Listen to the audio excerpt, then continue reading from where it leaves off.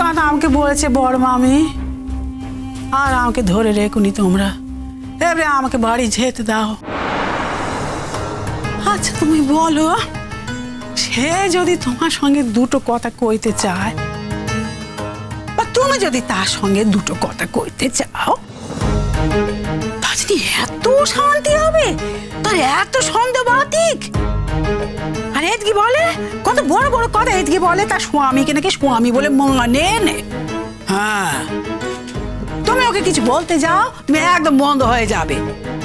আর তুমি ওকে ওর মতো থাকতে দাও, তুমি একদম ঠিক, একদম ঠিক।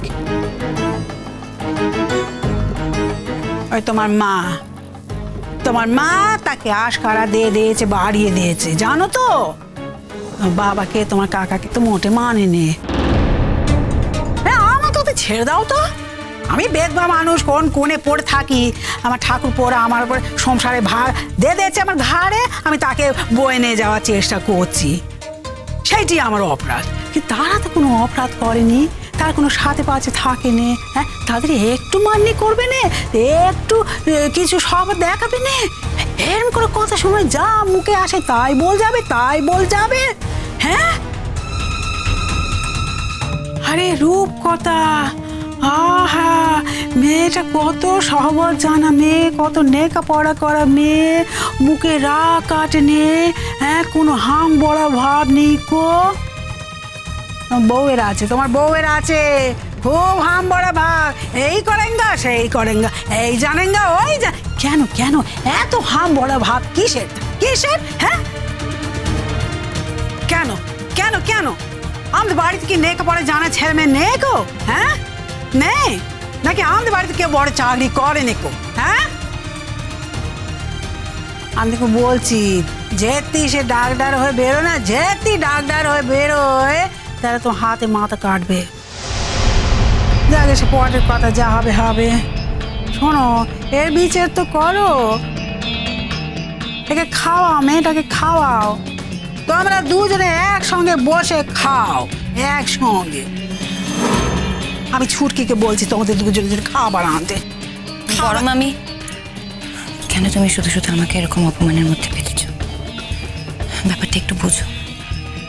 আমার খিদে পায়নি, আমি তাই খাইনি। খিদে পেলে তো আমি খেয়ে নিতাম।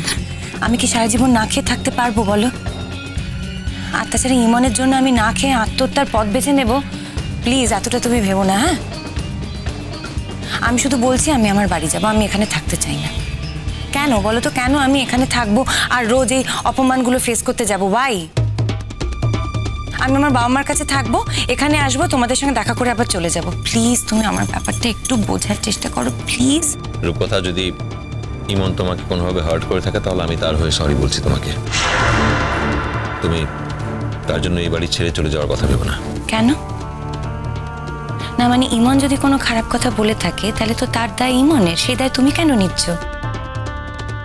ও, ইমনের বর বলে তাই তুমি এই দায়টা নিচ্ছ, তাই তো?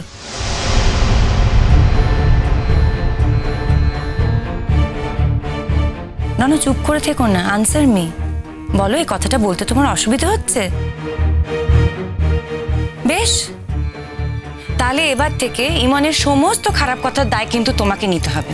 ইমন যখনই কোনো খারাপ কথা বলবে, তার হয়ে ক্ষমা কিন্তু তোমাকে চাইতে হবে। চাইবে তো?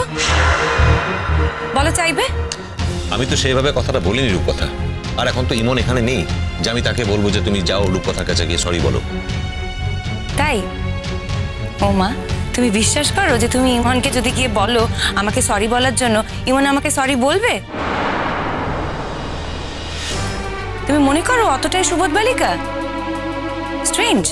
তুমি সারাদিন কিছু না খেয়ে আছো, যাও গিয়ে কিছু খেয়ে নাও। না না না না, ওকে আলাদা করে খেতে পারলে মোটে খাবে না তো, না খেয়ে বলবে খেয়ে নিয়েছে। এখানে ওকে ঘরে বসে তোমাকে খাওয়াতে হবে। কেন কেন কেন খাওয়াতে পারবে না? কেন কেন? হ্যাঁ, তুমি আর ইমন তো ঘরে বসে খাও, তো রূপকথার সঙ্গে ঘরে বসে খেতে কে আছে? আমি ছুটকিকে বলছি এখানে খাবার পাঠিয়ে দেবে। জেঠিমা, আমার খিদে নেই, আমি অফিসে খেয়ে এসেছি, আমার পেট ভরা। ও, পেট ভরা? খাবে না তো বেশ, তো তুমি খাবে না, তুমি ওকে খাওয়াও। কি বলছো কি বড় মামি? আমি কি ছোট মেয়ে, বাচ্চা? আমাকে সামনে বসে খাওয়াবে, তার দরকারটা কি আছে? শোনো শোনো শোনো শোনো, মাথা যখন গরম হয়ে যায় না, রাগ এবারে মাথার মধ্যে চেপে বসে, বাসা বাঁধে, আর সব মানুষ একটু ছেল মানুষ হয়ে যায়। একদম মাথা গরম হয়ে গেছে, রাগ হয়েছে, তুমি একদম কচি বাচ্চা হয়ে গেছো, তাই রণ তোমাকে বসে নিজে হাতে খাইয়ে দেবে। হ্যাঁ, খাওয়াবে খাওয়াবে। তার বউয়ের জন্য তোমার এমন হয়েছে না, তোমাকে হেনস্থা করেছে, তোমাকে অপমান করেছে, তুমি খাওনি কো সারাদিন, তাই রণ তোমাকে বসে নিজের হাতে খাই দেবে। রণ, সব না খাইয়ে তুমি মোটে ওঠাবে না, বুঝেছো? আমার বাড়িতে থেকে কেউ সারাদিন না খেয়ে থাকবে, মোটে মেনে নেবনি, মোটে মেনে নেবনি। হ্যাঁ, পরের বাড়ি মেয়ে বলে কথা। ছি ছি ছি, বাপ মা কি ভাবে বলে দেখিনি। হ্যাঁ, কত খাবার ফেলা যায়, আর তাদের একমাত্র মেয়ে, সে সারাদিন না খেয়ে মন খারাপ করে ঘরে দৌড় দিয়ে পড়ে আছে। মা গো মা, ছি ছি, আমি ভাবতেও পারছি না গো, আমি ভাবতেও পারছি না।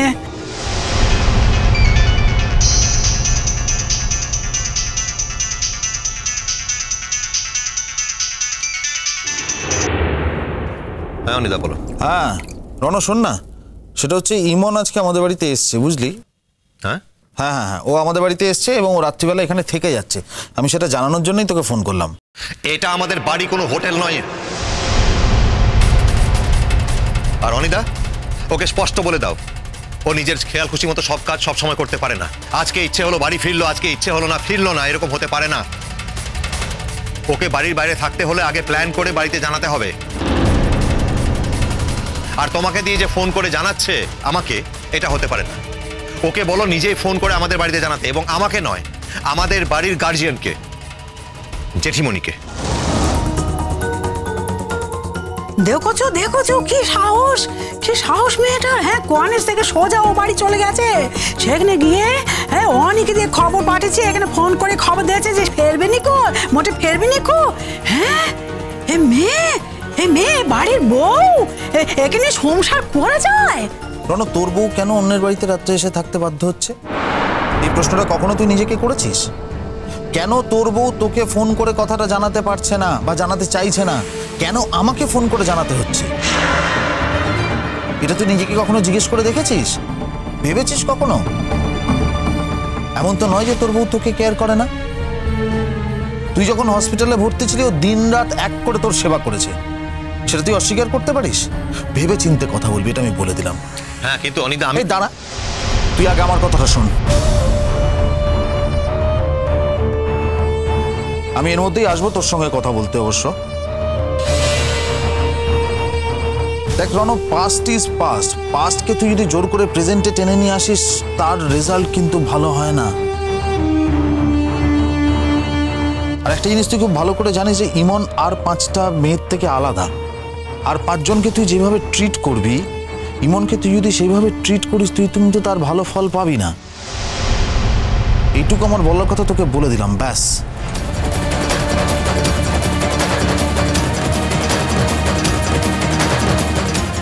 দেখ রণ, পাস্ট ইজ পাস্ট। পাস্টকে তুই যদি জোর করে প্রেজেন্টে টেনে নিয়ে আসিস, তার রেজাল্ট কিন্তু ভালো হয় না। আর একটা জিনিস তুই খুব ভালো করে জানিস যে ইমন আর 5টা মেয়ের থেকে আলাদা। আর 5 জনকে তুই যেভাবে ট্রিট করবি, ইমনকে তুই যদি সেইভাবে ট্রিট করিস, তুই কিন্তু তার ভালো ফল পাবি না। এইটুকু আমার বলার কথা তোকে বলে দিলাম, ব্যাস।